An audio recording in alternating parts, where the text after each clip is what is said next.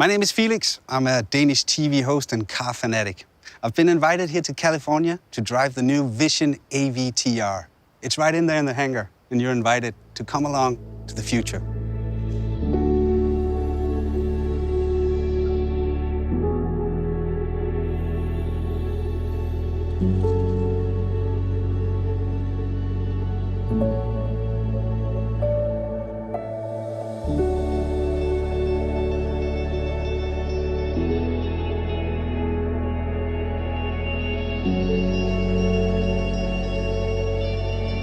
This must be the control unit.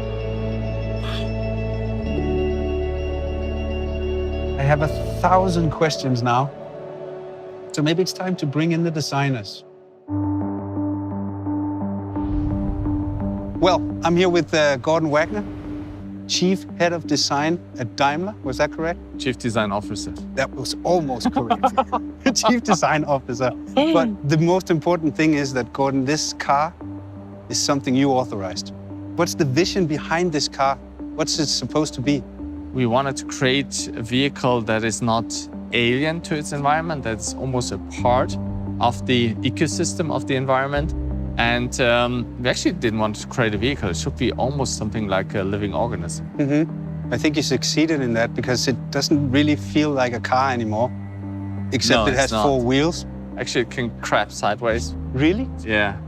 Like Why? 30 degrees sideways. Because we didn't want to have conventional wheels. These wheels, they look more like an animal paw, like soft and gentle. When you look at this car, what is it that you see as a designer? First of all, I think it looks very futuristic thanks to that super futuristic proportion. We wanted to create something that is very efficient looking, something that is almost like bio-design in harmony with nature. So it goes very gentle through the wind. From the materials, there's a lot of recycled materials. We have the dynamic car, which is fully recycled. We have this Karun wood, which is fast-growing rattan, very sustainable. We have all these fabrics, this ocean waste plastic. So from the material side, yeah, this is completely sustainable. And of course, our vision is the 100% sustainable car, and that car should embody this. Should we sit inside? Yeah, let's do that. You want to go on the other side? Yeah, sure. So actually the first moment is that wake-up moment when you enter the car and the car wakes up. So you see all these light strips, they come alive, and then you start that merge moment, and we connect with this merge device here. Then of course you can steer the car forward, backward, left and right, and then when you want to crab sideways, you tilt that. So there's a sensor in there as well? Yeah, and actually if you see it, it goes up and down like the car is breathing, and then it boots up and you see the screen. And now we are actually flying through the world of Pandora. And this is so cool about this project, as we are stepping even out of the car industry and go into a different industry or merge it with a different industry. In this case, entertainment, one of the biggest entertainment companies. And for me, I see Mercedes not really as a car brand. I see it as a leading luxury brand. In fact, we want to make it the most loved luxury brand. And projects like that with corporations from other fields bring us so much more inspiration that we can elevate what we do to a different level. Can we drive? Let's go and drive. Let's take it out for a spin.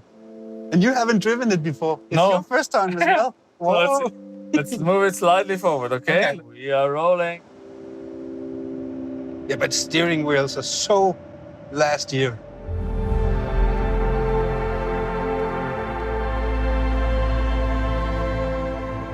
So we can try crabbing mode a little bit.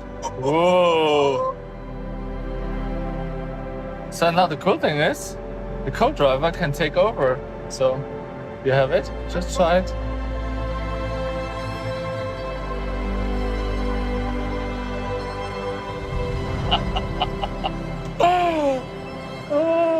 This is so cool. So, Vera, you were the head designer, lead designer on the user experience of the car, right? Yes, correct. I'm the Director of Advanced User Experience Design. Exactly. That's you. So when I saw it the first time I saw it, and I went over to it, and I had this feeling that it was trying to communicate with me, with the flaps and the lights and all. So that was your department. Correct. So everything what you see and hear, we did.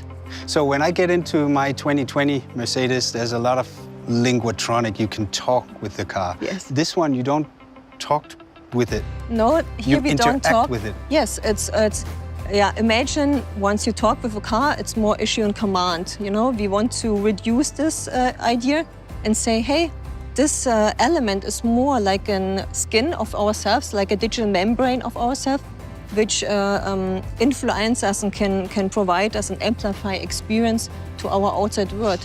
We have a more dialogue-based system, and of course, machine learning already can do a lot of things, but we are trying to really that this living organism is starting approaching the human and not we as a human approaching the machine, which is very different.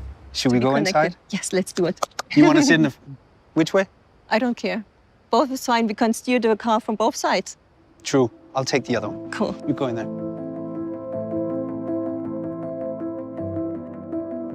So what do we see? We see no steering wheel, we see no buttons, we see no touch screen, no pedals. No. But in the middle console, we see a device, we call it merge control. And what we see, it's pulsating. And once you want to connect with the machine, we put down our hand. What happens in my seat? And you feel the vibration in the seat of the exciters. You feel the heartbeat, it's my heartbeat now. And now we are connected to the system. So normally you as a human, you approach the car. So you steer the steering wheel, you touch a screen, you issue a command. But we did it very differently in the Vision AVTR. In the Vision AVTR, you lift your hand and icons are projected onto your skin. I'm not touching the display anymore or pushing a button. No. But what I do is I raise my hand. You can do the same thing on your side. And then I move left and right. And you see that icons are projected onto my skin, onto my palm. So all your senses are triggered, not only the visual one, but also the haptic one and the acoustic one. And then let's go to Pandora. Yeah. Shall I close it? Yeah. Then we select the Benji, maybe. And you see how this gets pinkish. And now you look through the eyes of this Benji, you feel the heartbeat, and you see what the Benji would see. In this sense, this experience that the car is really starting approaching you with the interface is very new and unique, and it hasn't been done before. Yeah, and then, at the same time, make it look as luxury as this is. This is the future of luxury. I think you see how the interior design and the UX design here come together as a one cool art piece almost. When you as a department think of stuff like this, then of course everything you think of isn't possible. So you have to have a meeting with somebody in a technical department that actually tells you whether this is possible or not. Our engineers are very creative people, very knowledgeable, and only as a collaborative team, designers and the engineers, we can come up with these really functional prototypes. And it's very important, it's functional, it's not faked, it's really working. I don't quite understand all of it, but you did a good job. That's great. Well, ladies and gentlemen, I'm here with Alex Dang. He's a designer at Mercedes-Benz, and he's actually the one who drew the lines for the Vision AVTR. Hi, Alex. Hi. So can you start by telling us how does a vision like this begins? It was an internal competition where everyone can show their vision, how they see the car could look like. And right from the beginning, we were all sitting together and watching the movie, basically in the cinema. And while watching the movie, I did some scribbles and was thinking about how can I implement some shapes from the movie into the car. And then you actually won the competition? Yes, it was a long process. Internally, it's a competition, but in the end, it's like a team effort because you get some ideas and the other one gets some ideas and the designs keep getting better. So how long time did it take from you put the first line on a drawing until the design was ready? It was like 2 years, I would say. Was it difficult for you? Sometimes it comes natural and then sometimes it's a struggle. But you have to deal with it and trust the process in a way. Because in the end, there will be something cool coming out. If you feel too comfortable, then you're too much in your comfort zone, I would say. And creativity is, I think, about getting out of the comfort zone, which doesn't always feel nice, but then you can create something new, something stunning. Push the limits. Push to the limits, exactly. So you came up with the idea for the wheels? Yes, because I watched the movie and I saw the wood sprites and I thought, why not trying to implement those into our vision? What was the biggest challenge for you on the design of this car? I think the biggest challenge for me was to combine the best of both worlds, like this science fiction avatar world, into our reality and still make it recognizable as a Mercedes-Benz. Let's move to the back. Yeah. Because of these flaps that makes the car come alive. What's the story with these? We have 33 flaps, and the main functions are aerodynamics, communication, and also the expression. Because the aerodynamics, the main idea to change a lot of surfaces, to change the aerodynamics in a way that you want to have it or you need it. And the second is the communication aspect. You're sitting in the car, driving it. You can show, the first time, you can show your intentions to the outside, whether you're accelerating, you're braking, or you turn. So everything will be manifested to the outside through the omnidirectional flaps. And the third is, because it's an artificial intelligence, it's like a living object, it also has emotions that can be expressed to the outside through the motion design. What do you think it drives like? I think it would drive like something that you've never been experiencing before.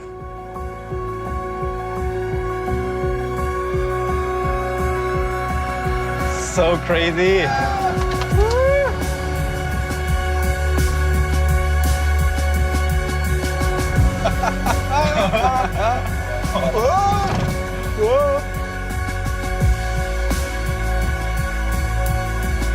I can imagine waking up in my bed now like, oh, what's just a dream.